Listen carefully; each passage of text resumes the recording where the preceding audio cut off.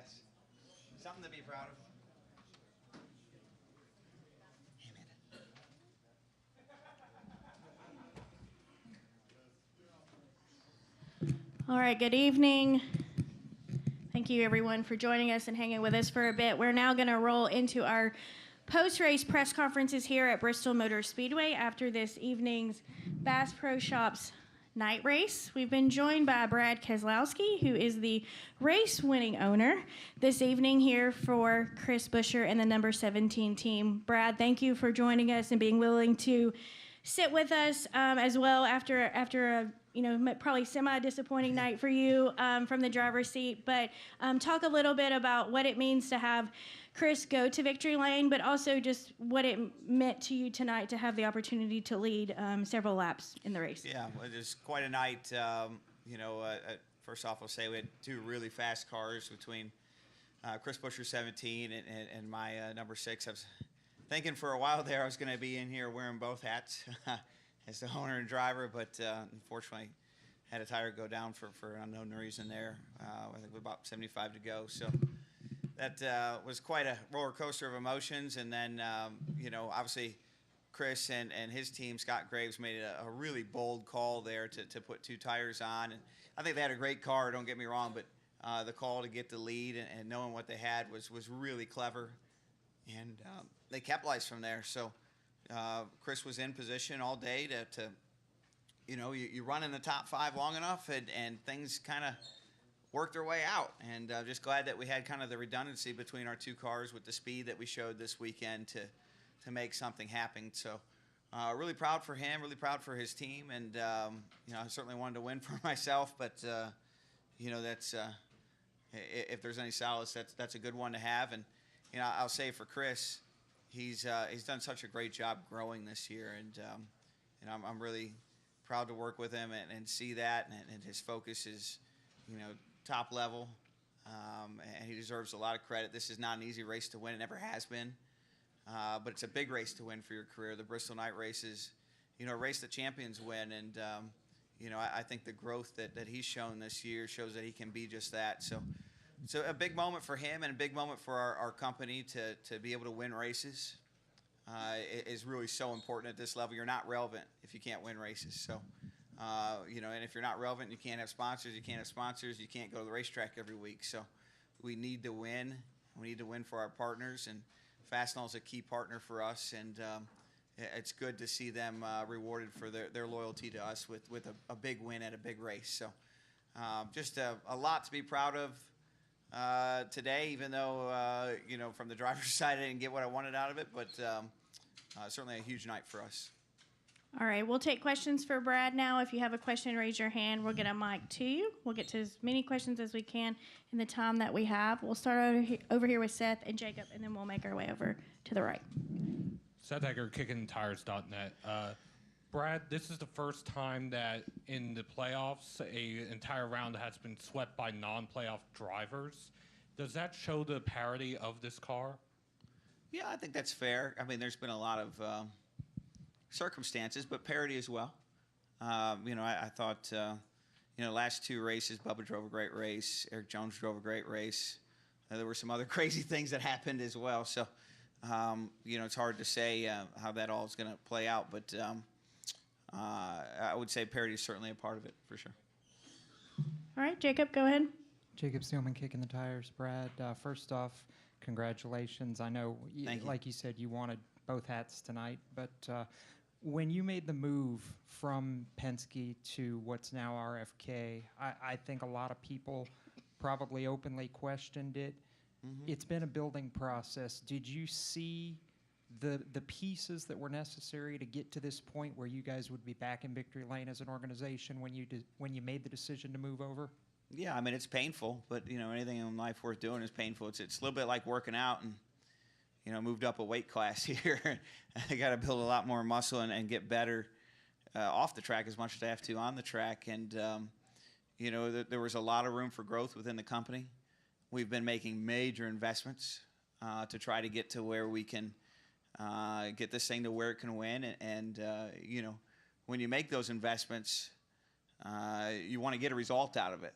and it's really important that you get those results when you do them. And so there has been a little bit of a lag, and some of that. One of our biggest problems is that there was a ton of supply chain issues that probably affected us as much as anyone else this year or more, and we're just now starting to realize some of those investments, and they're paying off with results. All right, go ahead. Adam Thumel from NASCAR.com. Brad, you're a race-winning team owner in the NASCAR Cup Series now. Is this one of the most satisfying moments of your racing career up to this point? No, it's certainly a good feeling, and I got to try to clear my emotions and memory out of not winning the race as a driver and working your butt off to do that, and coming short of it. But also I'm trying to remember to be grateful, because it's super hard to win races in this sport, even as a car owner, and so in that sense, big moment for us. I know that you guys, this is our first win. I would say the duels felt more like our first win, but you get into all these qualifications of points races and exhibition races, and I can tell you, I felt like that was our first win. But with respect to that, this is a different type of win. This is a legacy type of win. There's some tracks that winning at is always great, don't get me wrong, but there's some tracks that winning at is just not as special as others. And Bristol is right up there at the top of being special. So big moment for us. All right, Jeff. Yeah, with your own race tonight. So first you stay out you don't pit at all on the first stage, but the tires still held up pretty decent. And then, you're leading, you have a flat tire. Like, is there any explanation? Like, how do you reconcile those two things? Yeah, I don't know. I mean, we looked at all the tire wears after the first run, and the tires showed they'd go almost 300 laps. So I don't think the tire wore out. It either failed or we ran over something. All right, Nate. Yeah, I guess following up on that, Brad, a little bit. So you run the entire first stage without pitting, and then your teammate takes 2 tires and wins. Did you guys have that feeling coming in that you're going to be able to sort of just play that strategy out that way? Yeah, but we spent a lot of time talking about our strategy for the race, and tires seem to not be an issue until they're a really big issue today, and we kind of thought that was how it was going to play out, and it's a little bit of a lottery of when it's going to happen. And the 6 car, we lost that lottery today, and the 17, we won it. Heard some guys talking about that it was difficult to pass, that the speed's really high in the corners. When you got out front, did you feel like you could control the race? Is that kind of the way it was for the leader tonight? Yes and no. I mean, I restarted third there on the restart at the, I don't know, probably 150 to go, and was able to pass the front 2 cars for the lead. So I feel like, yes, I could pass, and it wasn't easy, but it's not supposed to be easy. What I like to see is continue to work on the cars, absolutely. And I've said this in NASCAR, and I've said it to me before, and I'll say it again. If the next-gen car looks the same next year as it does this year, then we failed. It should continue to grow. We should continue to learn. We should continue to make it better. And there's probably some car owners that don't want to hear that, because it costs money to change the cars. But, like anything, when you create something new, like the next-gen car, there's going to be things that are optimized, and there's going to be things that aren't.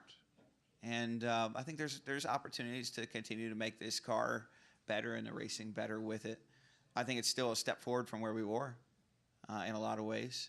I think we've seen some great racing because of that. Great parity, I think, is what Jacob was trying to allude to, and I think he's right.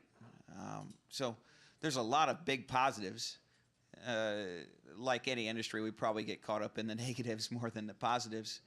But that's not to say, and that's the issue at hand, is I feel like there's 2 camps. There's the everything's wrong with this car camp, and there's nothing's wrong with this car camp. And I'm trying to set my meaning like, no, it's a pretty big step forward for our sport. It's actually pretty good, but I'd like to keep working on it.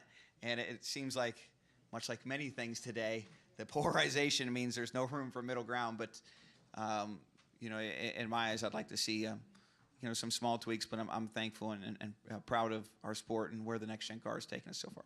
I realize you're biased, but there were a ton of durability concerns tonight, a lot of attrition. I'm sure that's going to be the narrative going forward, like you said. Do you think that the car deserves a passing grade for how it performed tonight? I'm not aware of all the durability issues, so it would probably be unfair for me to comment, but I just know we didn't have any other than the tire. I heard maybe some power steering issues. We didn't have those, so I couldn't comment on that. I heard there was maybe a fuel pump issue, but from what I understand, that's not related to the next-gen car. It's similar parts, if not identical to the older car. But that's all I'm aware of at the moment. All right, we'll go Kelly, Matt, and then Steven. Go ahead. Kelly Crandall, Racer.com. Brad, a few weeks ago, Steve Newmark told me that when you all put your deal together, one of the first things you said to him is, how long is Chris Buescher signed for? Mm-hmm. He didn't know how to take if that was a good thing or a bad thing, Yeah. but you were very pleased to know that he had a few years on his contract. So is he someone that you envision that you're going to work with for a long time? You want him in the company? He's earned his place? Yeah, I wanted Chris Buescher to drive the 21 Cup car about 5 years ago. I thought that highly of him, and there was a number of reasons why it didn't come over, timing and so forth. But I thought that was a natural fit for him, and I thought a lot of his talent then. I went to a Ford driving school with him somewhere around 2015, and I was blown away by his talent and his feel for the car. And I just felt like he didn't have the support system around him to be successful with the teams he was with. And so I kind of felt like he was a hidden free agent gem that wasn't being scouted properly, and felt that way for a handful of years. And the first thing, it was literally the first thing I did when I signed the papers at RFK was the next step after signing my papers was putting an offer in front of him to give him a contract extension. And I felt like he was somebody we could build around and get results. And today clearly shows that that was the case. So he has an extension that I think the last we heard was it was through 24. Yeah, he's got multiple years left in his contract. Okay. Tonight, you both were in the top 5 when you had your tire issue. Is tonight a good showing of what these two teams are capable of, or was tonight just a Bristol specific type thing, or is there anything from tonight? With next gen, somebody wins one week and runs 30 at the next. So, I'd like to sit here and tell you, Kelly, yeah, we're going next week to Texas and we'll lead every lap and win the race. But as you can tell, it's not that simple. I think as a whole, the Fords seem to be more competitive on the short tracks, so that's probably part of our strength. The mile and a halves have been, a struggle. So I hope we can go to Texas and have a good run next week, and think we'll run really well at Talladega if we can not get wrecked. But in that sense, it's hard to say. It's kind of 1 week at a time, Kelly. All right, go ahead, Matt. Matt Weaver, Racing America. From a business standpoint, winning the races at Daytona and now winning the Bristol night race, in what ways does being able to give those moments to your partners help you kind of build another foundation on this company as you guys want to grow? Yeah, we want to get back to being at least a 4-car team. That's been our goal all along. Before you can get to a 4-car team, you got to get to a 3-car team. Before you can get to a 3-car team, you have to be relevant as a 2-car team. And so for us, again, relevancy, Matt, is winning races, multiple races a year with both of your cars and competing for playoffs. Obviously, we're not in the playoffs with either of our cars, so we have more work to do. But our stated goal internally is to get back to being a 4-car team, and that's not going to happen if you're not winning races and you're not relevant as a 2-car team. So this is a good step forward for us. We got a long ways still to go. We need to be able to win multiple races a year. But before you can do that, you got to win first race. So not to take anything away from today. And then a follow-up on Nate's question. To your point, I think this car has definitely made intermediate tracks, bigger tracks better, right? And then the challenge so far has been short tracks. Do you have enough data now between here and Martinsville as far as a direction you would like to, as an owner and a driver, point NASCAR towards, whether it's tire fall off or aero or what have you? Yeah, I don't have a perfect answer for that probably at the moment, Matt. I know we won't get there unless we try. So I think there's some effort being put into those things. I couldn't specify what they are, but certainly we have some room to continue to grow and be better. No problem. All right, Steven, go ahead. Steven Toronto, CBS Sports. Brad, you alluded to this a little earlier, but obviously this isn't your first time winning a race as a car owner. You did it plenty of times with BKR in the Truck Series. Also not your first time winning a Cup race. You've done it so many times as a driver. And you mentioned the duels at Daytona. It's not necessarily the first time winning with RFK Racing. So does that make the feeling of winning a points race with RFK Racing more of a satisfactory feeling than necessarily a high of elation or spike in emotion, anything like that? Yeah. Yeah, we've had an up and down year. So you do have to enjoy the wins, no doubt. But I also want to keep perspective. And, what becomes really natural inside of any company and specifically in racing is when you win to kind of become complacent. And so I naturally probably hedge against that, maybe even too much, and don't enjoy the moments as much as we should. But that said, we got a lot more that we need to do, and that I want to see us do to continue to be in a position to win more races than we've been in this year. And this is certainly a good sign, and I'm really proud of everyone in our company. But we have got to keep our head down. We have got to keep getting better. Are there any particular racetracks in the next 7 races that you think this company has a particularly good chance of winning? Yeah, I mean, I really like what we saw out of our cars at Martinsville in the spring and at our test as well. And then Talladega, I'm probably have that one circled as well. Not to say that there aren't other tracks I feel really good about, but those 2 are probably at the top of our list. Thanks, Brad. You're welcome. Thank you. All right, we're going to take one final question with Dustin. Dustin Long, NBC Sports. Brad, earlier this summer, you were pushing for more practice as essentially be more cost effective than relying on the sim stuff. And I'm curious, how as a driver owner do you marry the issue of you're taking hits, you're feeling those hits more with the cost that, at some point, obviously safety is important, but there does get to be a point, can it cost too much? How are you dealing with this? Because obviously this is the big issue in the sport is how much more can be done, and the drivers want it to be everything done, and owners have got to look at a bottom line. So yeah, how do you look at it since you have both perspectives and nobody else does? Yeah, it's a really polarizing topic. You have the owners that don't want to touch anything on the car, and you have the drivers that are kind of screaming that we've got to make safety advancements on the car. And sitting in both rooms can get awkward at times, no doubt. But I don't think this car is end of the world, unsafe, or anything like that. I don't feel that way. But I don't think it's optimized either. So, I'd like to see some small iteration changes to continue to improve it, and I think those are out there. Again, it's a really polarizing topic between the, everything's perfect camp and everything's wrong camp, and I think there's probably a spot in between. Are you a unifier, or are you standing in the back of the room being quiet? Well, right now, all I care about is getting this team to work and win races, so or company as a whole. And I feel like that's 99% of my energy is what is it going to take to get these cars to where they can compete at a high level, to show the pace that's required to be competitive. And in that light, that's where my bandwidth is. And last thing is, obviously, your schedule's always busy, and obviously you had your business and you've done a lot of things. But come on in, Chris. Can you give me a sense of what this year's been like in the double duty with everything and trying to build this organization up? I mean, how tired are you at this point? How much has this year taken out of you? And how are you feeling at this point with 7 weeks left in the season? Yeah, I'm not tired. I've probably wore some other people down though. He hasn't slowed down yet. Yeah, not the first bit. I'm not tired at all. I'm driven. I want to see this thing be successful.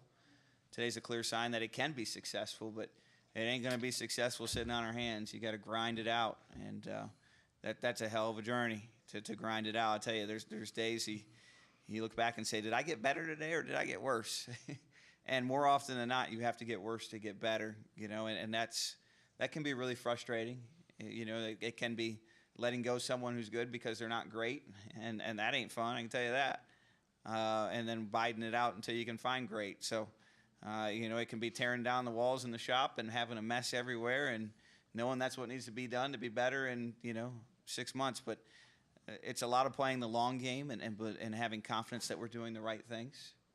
And that's not easy because, like I said, anytime we make a change, I think it's really natural, and not just for our company, but for any company, for everyone to go, okay, where's the instant result? Like, there are no instant results. Like, every change, like, you don't see a result for 6 to 12 months. And that can be really painful because you start to lose people and they start to not believe in you. So this is a big win for us to kind of regain the confidence of our not just our partners and the external factors that we face, but our internals as well. So I'm excited for them and excited for that for our company. No problem, Dustin. All right, Brad, thank you for your time. We really appreciate it. They're all yours, Chris. Got them warmed up. I take my sword, I'm going home. Good job, man. Thanks. Sorry about your luck. Hey, thanks. That hurts. Happy for you, man. I appreciate it. Enjoy it. Thank you. Where's Emily? She's still here. Yeah, she stayed over. She wasn't feeling great this morning. Hurry home, go see her. Enjoy it with her. Thanks. See you Monday. Okay, we're going to continue with our post-race press conference here with our race winning driver and crew chief, Chris Buescher and Scott Graves. Congratulations to you both. We appreciate you spending some time with us. We are going to roll straight into questions, and to kick us off, we're going to start with Jordan. I just want to point out that we have swords, so you better be nice, all of you. Jordan Bianchi, the Athletic. What's Brad Keselowski like as a team owner?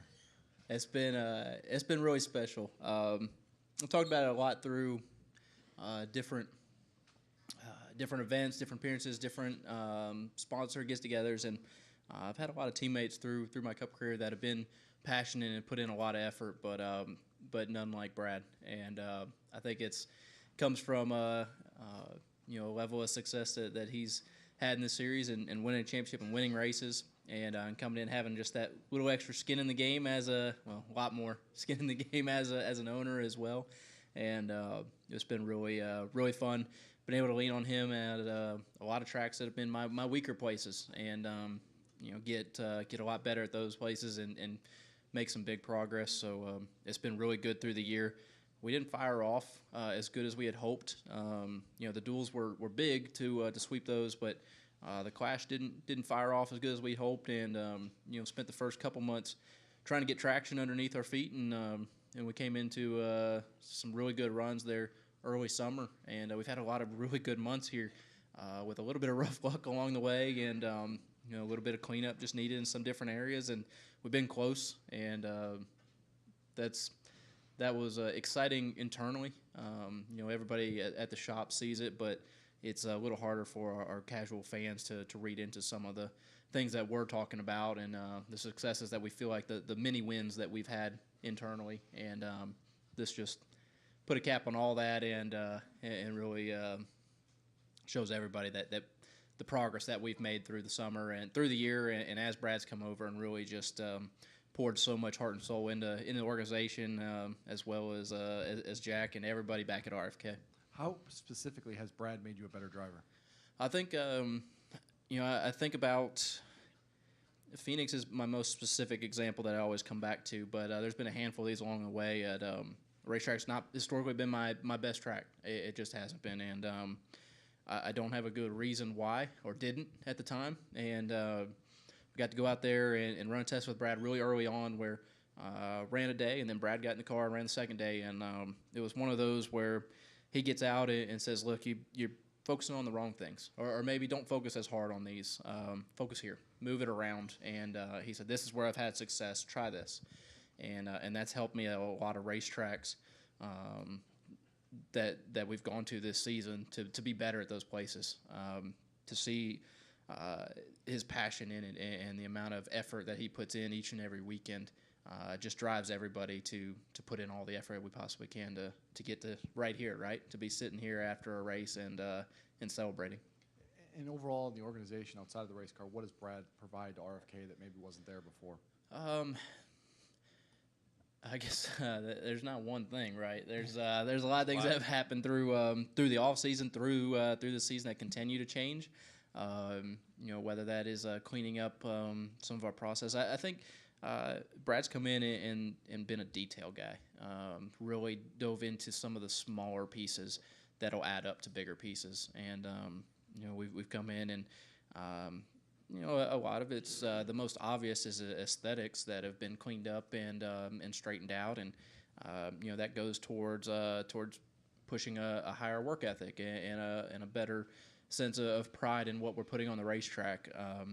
We've had really nice race cars at the track each and every week, and that started from just cleaning up a little bit. And as you go along the list and you get some of his knowledge that he's built through the years, I think he's been thinking about this team owner thing for a really long time. And I think it's been good to have him come over and kind of rejuvenate Jack as well. I think I've seen Jack smiling a whole lot more in the last couple months than I had in a really long time, and that's been awesome to see at the same time. So I think it's brought some more excitement back to the shop. I think it's brought some more success back to the shop as well. All right, we're going to go Mark, and then we'll go Seth, and then we'll go Michael. Okay, my screen just disappeared. Mark Arrow with PRN. What kind of deal was it for it to hang over your head? 223 races since the last win at Pocono. 2,238 days you had to live with that. How did you live with that? How did you deal with that? I didn't count them. I don't like that stat one bit, but at least it reset here today. And we've had some really close ones this year. The progress and the speed has been there at a lot of places. We've come back on Monday and been happy for a lot of reasons, and really upset on some missed opportunities or some small things that we felt like could have completely changed some of our days, and or some big things like catching on fire at Indy. There's been a lot of moments through the summer, really through the season, that we could add up and say we've been sneaking up on this. So it's nice to put together. Scott made a great call, and all day long, really, we got our track position after not qualifying as good as we had hoped, and got up front for a lot of the race, and was able to run away with it at the end. And I think about the Pocono win, and that one was special. But this has been the one where I would take over any other race, whether it's the 500, the Coke 600. This is the one I've wanted for forever, and that makes this one that much better, right? It's aside from all the numbers and the days passed since the last one, it just means that much more that this was the one that we did pull off. So through the years and all those days, you never thought about that? Never thought about the distance between that first win? Like I said, I thought about it, but I just didn't count them. That's it came up in the shop this week that this was our 250th start, and I thought that through and thought back through the years. I was like, man, it's been a rough go at times, and I've been sitting here trying to fight for top 20s at different points in my career, and that's not where we're at this year. It's not where we've been looking to. We've had high expectations from the get-go, and I think a lot of that does come from Brad coming over and kind of hitting a reset button.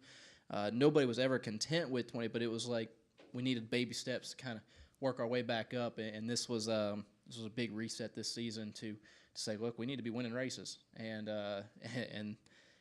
trying to put everything else behind you other than the last week, and try and learn from that one to get better. So, I guess it's crossed your mind that it's been a long time, and it's wasn't counting 2,234 days or whatever that was for sure. All right, we're going to go to Seth. Go ahead. Seth Eggert, KickingTires.net. This is for Scott. In 2015, you got your first championship in the Xfinity Series with Chris. This is your first win as a Cup Series crew chief. So is it a little bit of coming full circle? Yeah, for sure. I've been at this a long time on the Cup side, and I mean, when I got the chance to get back together to work with Chris, at the end of last year, was really excited about it, and getting into this year, we've been close a couple times, and to finally get this win, especially at Bristol, because of we were just talking about it just a couple days ago, that 2015 we almost won the Xfinity race, and it came down to a caution with 2 to go, and we were ran out of fuel basically on the restart, and lost that one. But this makes up for it for sure. So it means a lot here, obviously, to get this win and to get it with Chris. It definitely means a lot. It's a really big race. All right, our next question will go to, yes, perfect, thank you. Michael Massey, front stretch. Chris, quarterback Geno Smith had a great quote last week. People tried to write me off. I didn't write back. Do you think there was a time where, like, maybe the industry or fans or anyone, I mean, you were a top prospect coming in, winning the Xfinity title, but do you think there was a time during this drought where people did write you off? Maybe. I don't care, though. I think that we've stayed at what we've known through the years. Tried to understand that do the best with what we had, and we made good things happen with opportunities that people didn't expect, and so we weren't necessarily written off, but we were underdogs a lot through the years, and maybe we're a little bit coming into this season as well, and I think that we've had a performance that has showed that that's not where we're at. For the majority of this season at this point, we've had really strong runs, and I don't think that that's us at this point. If it was, so be it. I don't think it's bothered me one bit. Right here, win races, and it's been a long time. And like I said, I wasn't counting the days, but know that wanted this thing really bad, and think back to some of the races this season, and we've been so close at them, and had things happen along the way, and honestly, I'm okay with that. We got to win at the one that we wanted the most, and like Scott said, this is something that we've talked about leading into Bristol a lot. Wishing there was 2 concrete races here to have more shots at it.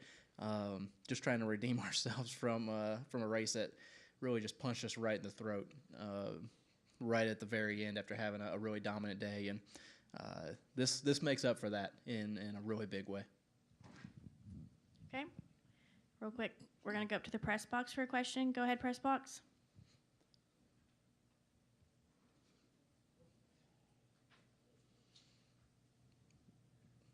Hey, Chris, this is Jeff Birchville, John City Press. You mentioned 3 or 4 different times about how special it was to win at Bristol, and just talk about a little bit about that atmosphere tonight. It seemed like it was really electric with just such a big crowd here tonight and everyone into it. Yeah, this place has that special feel, and we always talk about coming into it.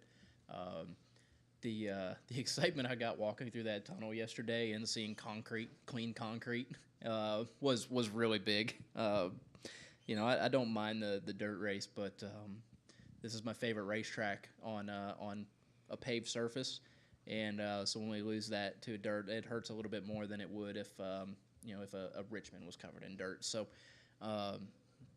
it's always special coming in here. We had a great crowd tonight. Fans were jacked up. It's a long day of waiting to hopefully hold out for weather, and we had fantastic weather tonight. Got to get our whole racing without any worries of any of that. It was a great temperature out. Fans showed up in huge numbers, and it's just great to see the fans and packing the stands here at Bristol again. So that adds to everything else on top of this being my favorite racetrack. I'm not saying that because we're sitting here at Bristol. I've gotten in trouble at a lot of different racetracks for saying that on their stages beforehand and gotten yelled at, but it's the truth. This is the one we've been looking forward to for a really long time, and it's just a special place. It's unlike anywhere else we go. All right, hold for 1 minute. Does anyone have any questions for Scott Graves? If not, I'm going to let him go. Okay, let me take these 2 for Scott. I'll let him go, and then we'll continue with Chris. Go ahead, Jeff and Nate, and then we'll continue. Go ahead. Right here.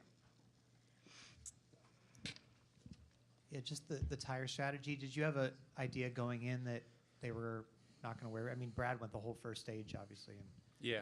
It worked out. Yeah, after watching, we through practice saw lap times were not a lot of fall off, and then just watching the races here the last few days just gave me more of a sense of kind of back to 2015-16, where it was just about the track position and staying out, and really felt like tonight was just going to come down to who could be in first on the last restart and controlling the race.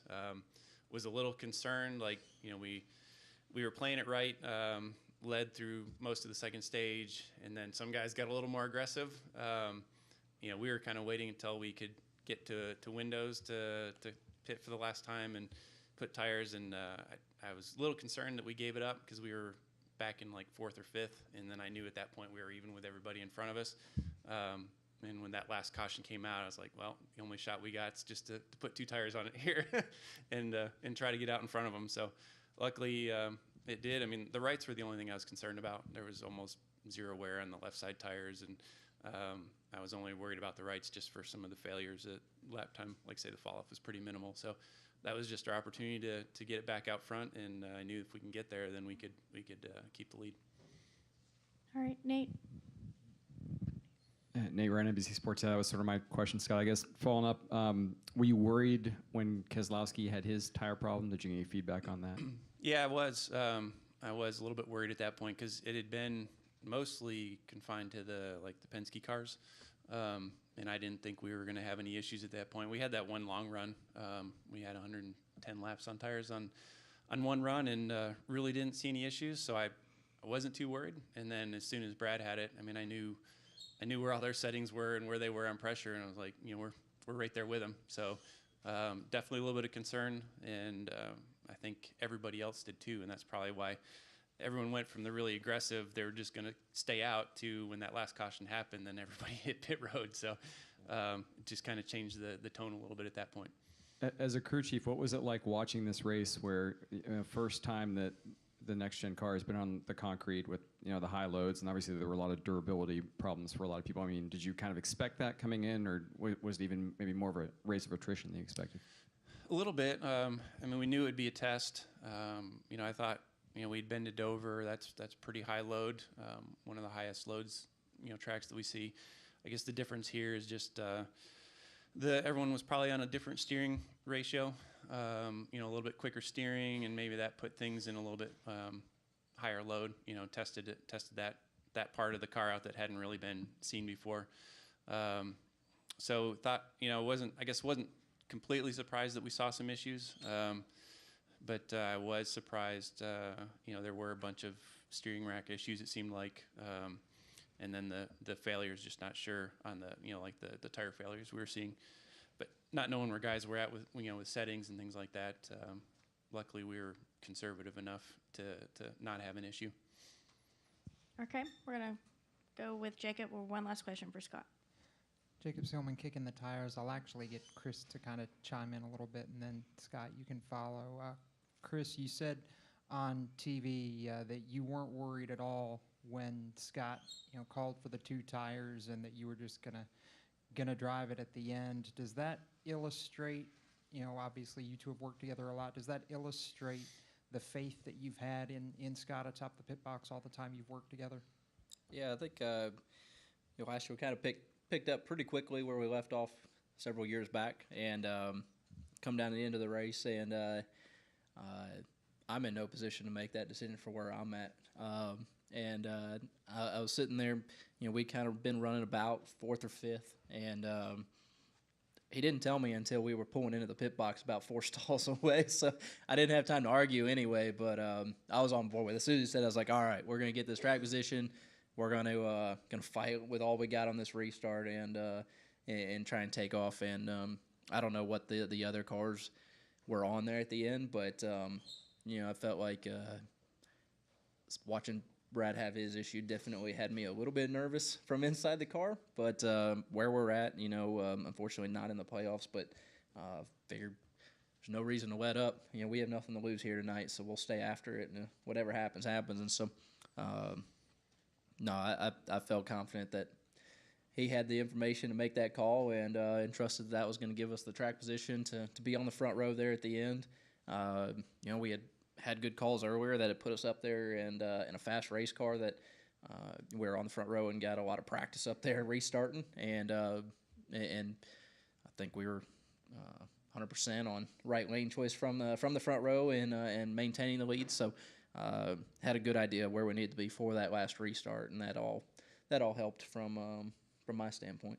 Scott, how have you seen Chris grow as a driver from when you first worked with him to where you guys are now, and what makes this relationship between the two of you click like it does? I think, from when I first started working with him, I think just, the confidence he has now has grown a lot. And, this year, obviously, the car, the confidence and the aggression that he's been able to show has just really been a step up, from what I've seen. So just, really proud of him for that, from what he's been able to do and actually, get the win here tonight is just kind of I guess a huge accomplishment on that end of it. So I think, for what works between us, like neither of us get stressed out.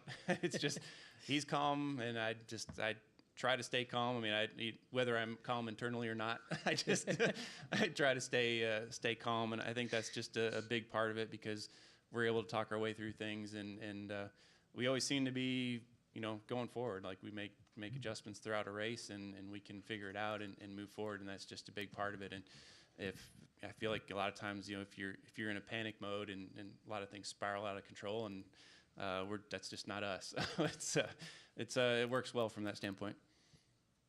All right, Scott, thanks for hanging with us for a little bit. You are good to go. Chris, unfortunately, you have to stay for a little bit longer. We'll start with Steven. Finish up there. Steven Toronto, CBS Sports. Chris, you've had, during your Cup career, you've had really good races and really good runs in spurts, it feels like. But tonight, obviously, not only do you get the win, you also set a new career high for laps led. That actually, I think, shattered that mark by a wide margin and obviously got the victory. So do you feel like this is, and I know this is easy to say because you won, but do you feel like this is the most complete race that you've ever run in your Cup career?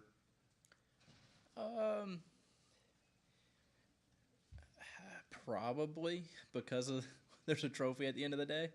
But, I think back, it was a smooth day. It wasn't a day where we had to fight and claw and overcome a lot of adversity. And I think we talked a lot this year because we've had those days. And Indy, for instance, we had speed to win that race or to fight with the 8 car for that one. And, we caught on fire. We were laps down until 6 laps to go. We finally got on the lead lap. And we fought hard all day long and clawed our way back to 10th. And that's one that you sit there and we came back on Monday and we're like, man, if things could have gone a little smoother and we wouldn't fight all the adversity throughout most of the race, that could have been an opportunity. There's been a lot of races like that where we've been strong. We've had good showings. We've steadily built on our speed during the race. We've made good adjustments. We've had good pit stops, but we've had something somewhere along the way hit us, whether it was bad luck, whether it was poor choices from behind the steering wheel, whether it was on pit road, whatever it may have been. We've had things come up on some of our best days that have prevented us from sitting here right now. So, we didn't have to fight near as hard today. We had speed from the get-go. Fast cars fix a whole lot of things, and we had that through practice. Qualifying was a big disappointment for us, and I guess maybe that was the biggest hurdle we had to overcome was not being where we needed to be after qualifying. And I felt confident in our race car. I told everybody, I was like, I'm not stressing about this right now. I am really happy with where we're at, and I think we have a good shot. Love this racetrack. I always feel like we have a shot coming here. So, it was one of those days where we all executed well, and we didn't have that big slap in the face somewhere along the way that we had to try and shake off and get back going. And at this level and at this level of competition that we've seen week in, week out, you have to put together everything in the same night, and we did that tonight. You mentioned having fast cars, and the last time the Cup Series was on a short track before this was Richmond, and there you were contending for the win there. I know you had good runs to that point before and were on a pretty good streak, but was that almost a eureka moment for this race team? The fact that it was at Richmond, yeah. I would have told you to fill that place with water and stock it with fish for a lot of years in my career. And this year has been a pretty good reset for me. I had friends at Richmond that worked at the track, and they gave me a really hard time because I was not easy and I did not make their jobs easy. But it's a place where I really struggled through the years, and to come there this year and have 2 good runs, but to be that close in that race, that was like, man, we've found something, not only on our road course side, but on our short track side of things. Our mile and a halves have been okay. They've been competitive, more competitive than we've been in the past, but not where they need to be. And, we have loved going to Richmond and seeing that speed there. And I think that did kind of give us that step back of put some more focus into this, not only the road course side but short tracks. And Bristol, like I said, is one that I've had circles for so long, put a lot of focus into this thing and worked hard to be ready for it. Dover, we had great speed, got our first pole at Dover, and it's probably the track that we're able to lean into the most to be ready for this one. So that really was kind of the kickoff of our runs through the summer, that the momentum that we've been able to build. And so today probably started with that race a long time ago to be here right now. Right. Thanks, Chris. Well, over here, Chris. Chris Weaver, Fox 8, WGHP High Point. Scott and you both talked about the tire strategy and staying calm, but at what point in the race did you say, all right, I've got a car that can win this thing? And then after the tire strategy deal and you're up front, what do you do in your head to stay calm and keep it out front? I'm always calm. Scott said, Scott put it well that internally we may have our fights and our demons. I get a lot of that out without keying up a radio button, so most people never see it, never hear it, and including our team, and do that on purpose because I know that I don't always think the clearest in the absolute moment, and I've been around a lot of those moments through my career, working on race cars, working on teams, and did not see the benefit in it. I've seen it deject everybody behind the pit wall, up on the pit box, and really have everybody kind of scratching their heads, wondering what to do. Having that fit is not. I've not seen it be productive.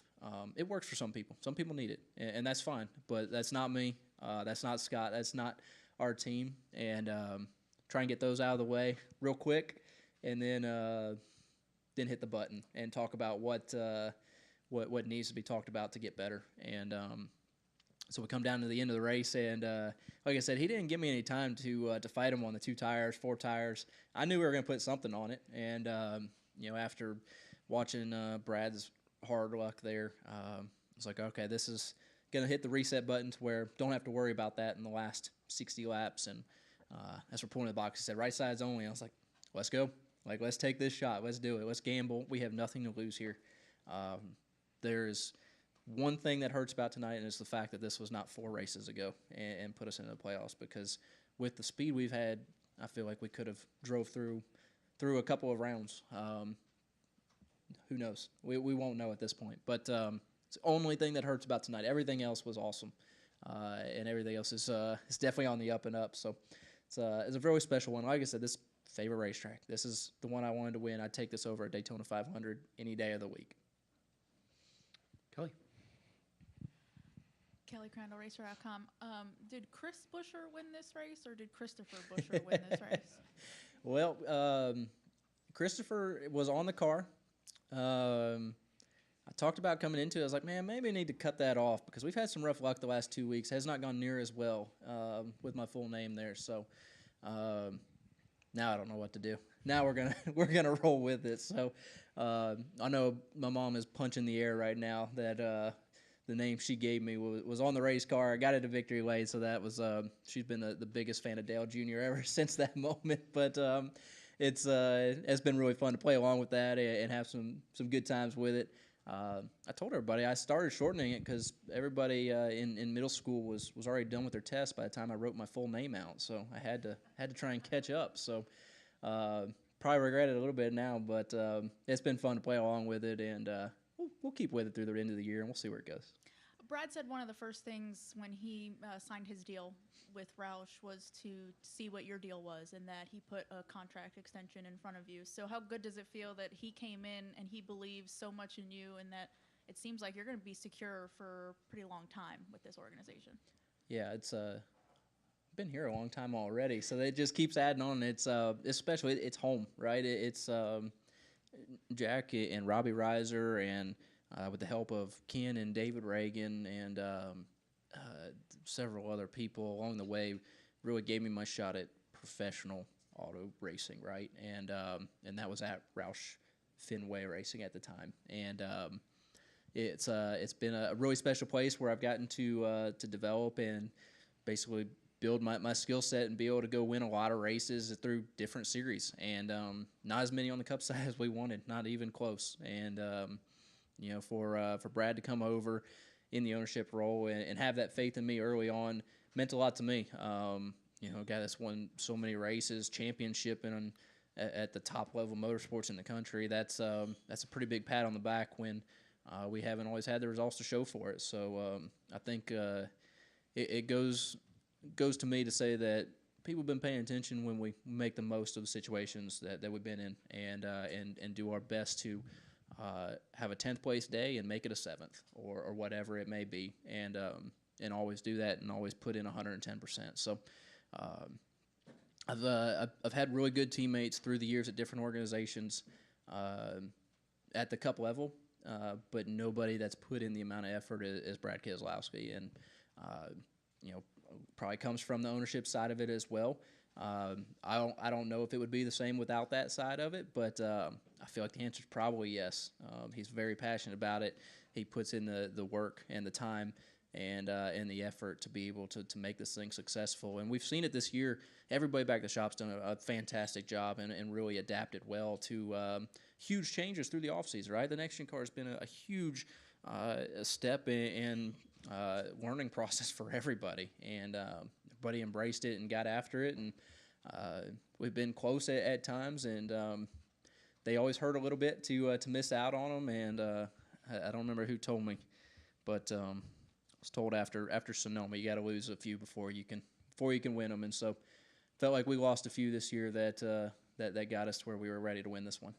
So that's a good segue. Last way I wanted to bring up, you talk about the first pole this year, the good runs, the runs where you guys have been way off.